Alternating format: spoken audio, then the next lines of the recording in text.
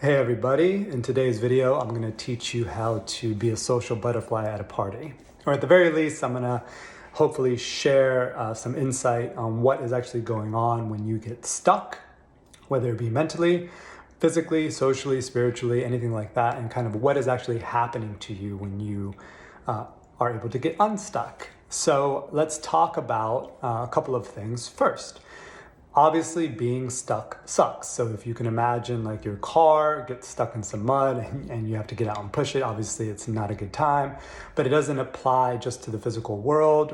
It can also apply mentally. You can get mentally stuck. You can get obviously spiritually stuck. You can get energetically stuck. And in the case of working out, yoga, you can get physically stuck if you don't know what to do. And what you have to realize is that what is actually happening when you are able to break free of that is that you are breaking your frame, like the current frame either you view yourself as or the current frame of the environment, the lens you're viewing the environment through. So you break that, you restructure yourself, you change what is relevant or central to you, you allow that to reform yourself internally, and then you refit yourself to the situation. And while that sounds very complicated, I'm going to break it down in a very easy analogy.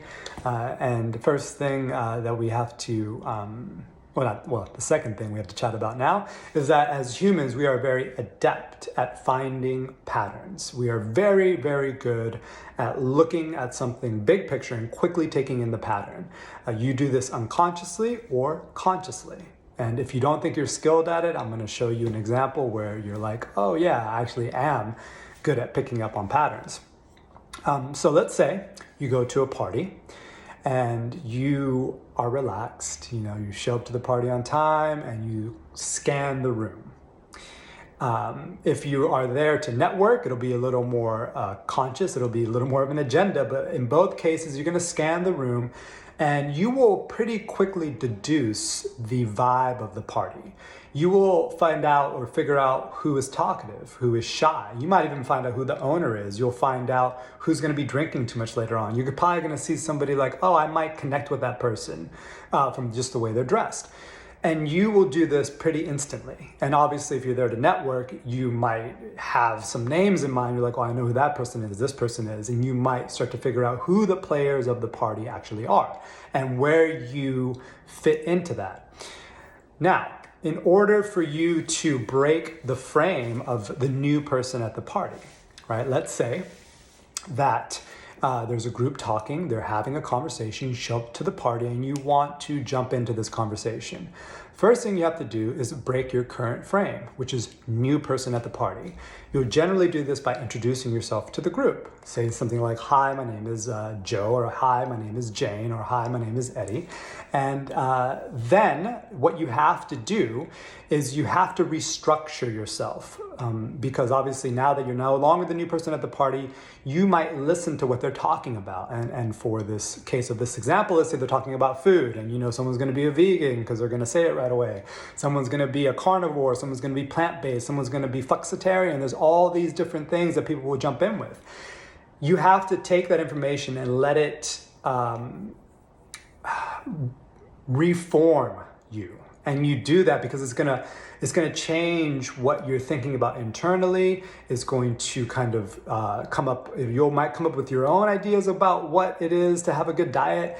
And then after all of that, you can refit yourself to the group. And that's exactly what happens anytime you encounter something new or there's an obstacle. And if you want to be able, in the case of the party, to flow from conversation to conversation, you have to be able to do this. You have to be able to break whatever frame, right? So say you go to another group and they're talking about sports. You got to break the frame of the food conversation. And then you have to restructure yourself. You have to figure out, in my case, hopefully they're talking about something that I'm more into, like UFC, and then I'll allow that to change me, reform me internally, and then I'll offer an opinion. I'll refit myself to the group. Right? And you'll do that from conversation to conversation. And that's kind of how you'll flow. And that's what you're doing. In the case of physicality, let's say yoga is a perfect example. You're doing that all the time in yoga, especially if you're doing something like free flowing, where you're just flowing on your own. You are basically always, especially if you want it to go smoothly from movement to movement, you're always breaking your frame. You're always you're restructuring yourself. You're changing what is central or relevant. If you're going from a standing flow and you want to go to the floor and do arm balances, and you want to do it in a smooth way, you got to change the conversation you're having in your body. You have to change internally and externally, and then you have to refit yourself to whatever pose it is that you're doing. And if you want to be a good movement practitioner, you have to kind of embody that. And if you're like, well, I get it in the case of the party, I don't get it in the case of yoga, let's take another thing that's maybe in between of both. So say that if you want to be a good dancer, aside from obviously the basics of listening to the beat and all that, if you want to be an entertaining dancer, if you want to be a fun dancer, say you're dancing with somebody, then you are playing with a certain pattern of movement, but you can't play with it for too long, or else the person across from you is going to get very bored. You yourself might get bored. So you play with the pattern long enough, and then you have to break that pattern, so you break the frame of that pattern, find a new pattern, restructure, right? Internalize the rhythm, let it change you, reform you, and then refit yourself to the music, if it's a new song, or if you're doing a new style of dance, say you're going from hip hop to salsa. So in all of those cases, that's exactly what you're doing. And I hope that is helpful. Now, you might be saying to yourself, well, how can I do that more often?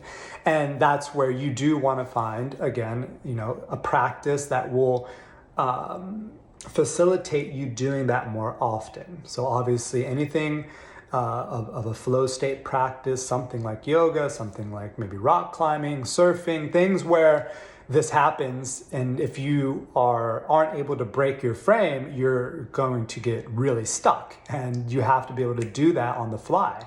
And that's, I think, a better way to train yourself is by finding a practice that is physical and kind of pushes you to do that, because then later on, when it's more real life things or more social settings where you have to talk to people, or you have to maybe give a big presentation, or anything of that nature, you'll see the parallels, and it'll be a little more fun to do. So yeah, hope that helps. And if you have any questions, please send me a message. Bye.